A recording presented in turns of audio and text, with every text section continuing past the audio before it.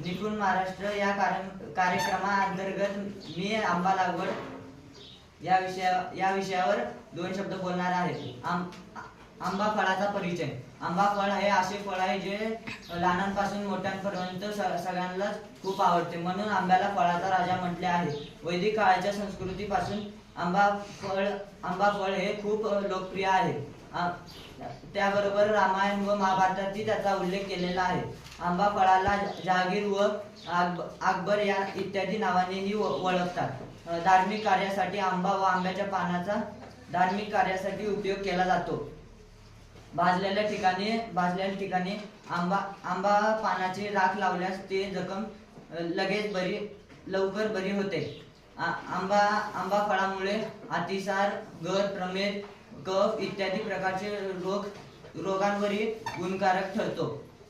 आंबा फळामुळे साखरही तयार होते। आंबा फळाची जाती। केसर हा आंबा मराठवाड्यात पिकतो।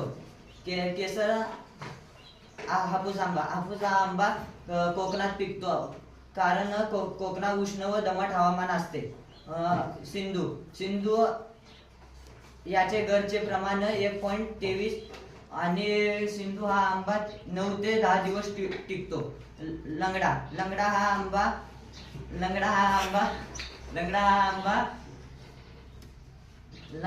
आंबा उत्तर प्रदेशात जास्त प्रमाणात दिसतो।